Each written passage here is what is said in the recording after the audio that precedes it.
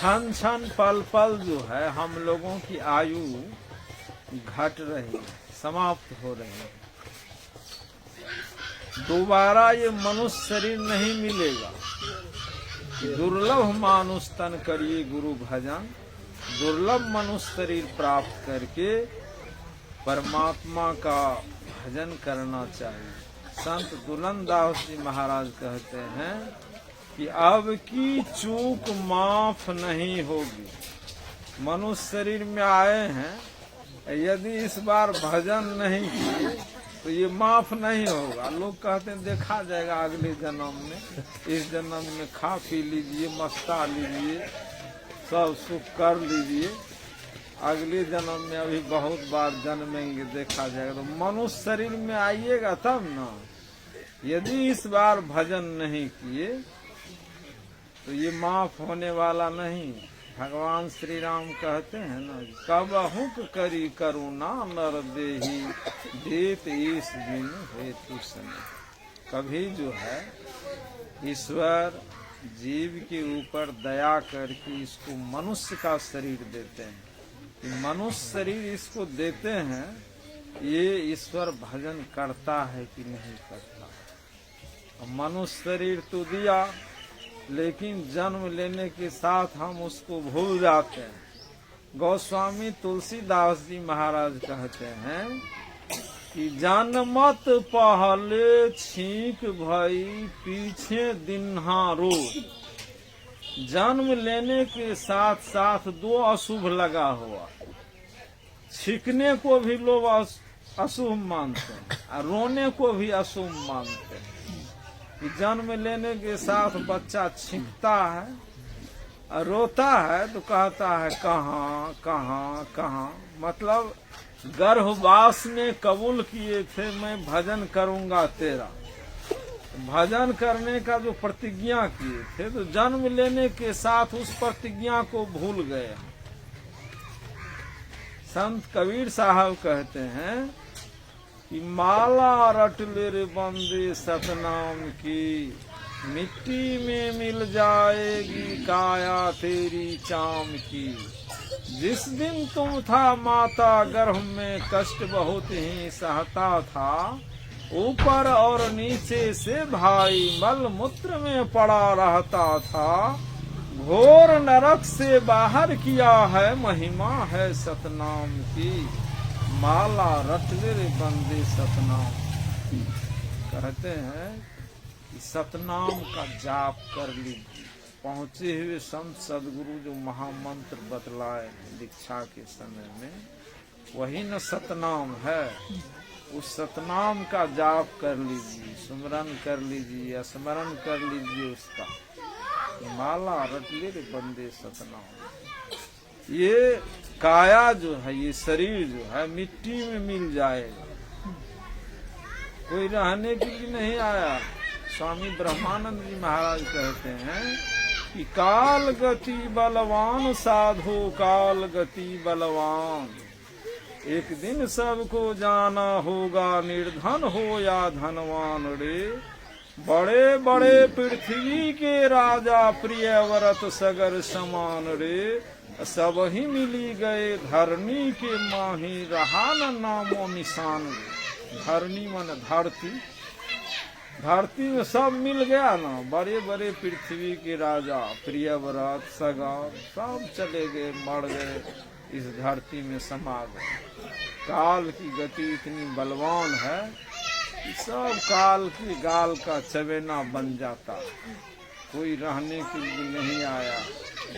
इसीलिए चाहे वो धनी हो, धनवान हो कि निर्धन हो, राष्ट्रपति प्रधानमंत्री हो कि प्यून चपरासी मेहतर हो, कोई हो, सबको जाना, किसी को रहना नहीं। जब यहाँ से जाएंगे तो तैयारी हमारी अच्छी होनी चाहिए ना। बीपीएससी का टीचर बनिए तो सुत करके बन जाइएगा, सुतनवा बनेगा, पढ़नवा बनेगा। दिन रात एक करके जो पढ़ता है वही ना फेस करता है उस कंपटीशन को। इसीलिए दिन रात एक करके जाने की भी तैयारी करनी है।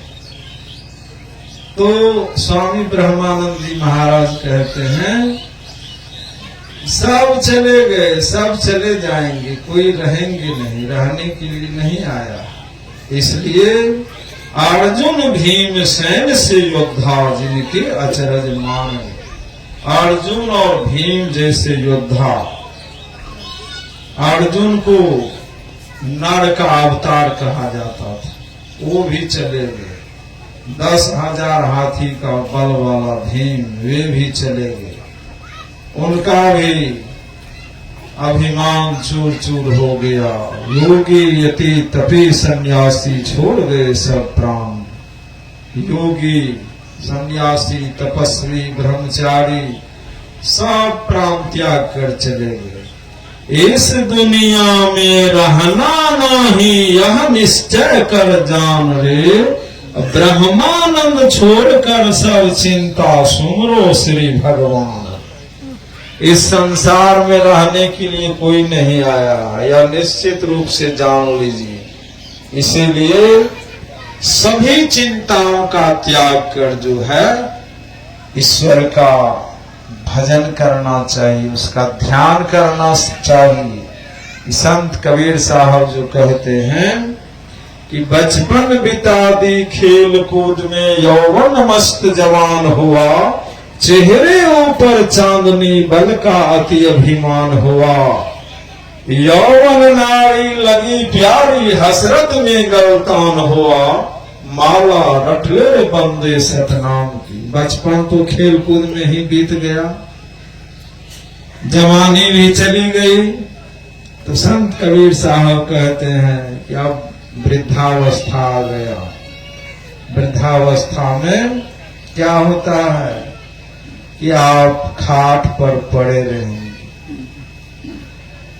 खाट पर पड़े रहेंगे, कोई न अच्छी बात कहे।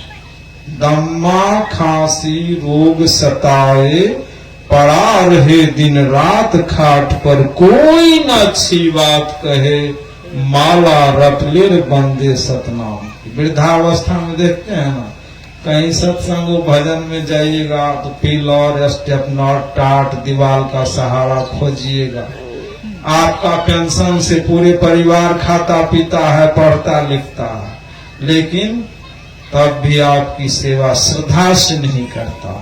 इसीलिए आपके साथ ये ईश्वर भजन ही जाने वाला है, और दूसरा कोई साथ नहीं जाएगा।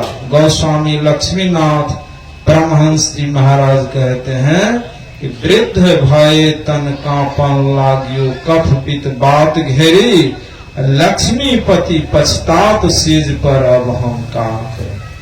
8वां क्लास में पढ़ते थे भारतीय भाषा में कि मनुष्य अपने पुरुषार्थ का मूल्य तब पहचानता है जब उसके पुरुषार्थ की शक्ति खत्म हो जाती है। नहीं लोग कहला जे आप हमार पैरुख थक गया, जब पैरुख रहे तब नहीं करिए। पैरुख माने क्या? पुरुषार्थ कि जब भजन करने वाले थे तब आप नहीं की। अब भजन वृद्धावस्था में हो नहीं पाता है, अब चाहते हैं तो हो नहीं पाता है। इसलिए युवावस्था में ही भजन का अभ्यास करना चाहिए। गुरु महाराज अपने प्रवचन में कहते हैं कि युवा अवस्था वाले को धर्म का आचरण करते हुए जब मैं देखता हूं तो मुझे बड़ी प्रसन्नता होती। तो बंधुओं, मैं तो यहाँ कई बार आया हूँ, सुनाया हूँ। मेरे पूज्य गुरुदेव प्रोफेसर बिंदेश्वरी बाबू मंचासीन हैं, और इनके द्वारा लिखित पुस्तक भी पिछले साल मैं लेकर के आया था, कुछ लोग लिए भी थे। इस बार वो पुस्तक भी आई हुई, अमृत संचयन, अमृत चिंतन भाग 1 और 2। आरती के बाद जरूर आप लोग, जो लोग नहीं लिए हैं, प्रसादी के रूप में उस पुस्तक को लेंगे। और अब हम लोग पूज्य गुरुदेव के अमृतमय प्रवचन को श्रवण करेंगे। हम लोग आदरणीय श्री राहुल जी के नाना जी, स्वर्गीय सूर्य नारायण बाबू, जिनको विनोबा जी के नाम से लोग जानते थे, उन्हीं की पुण्यतिथि है।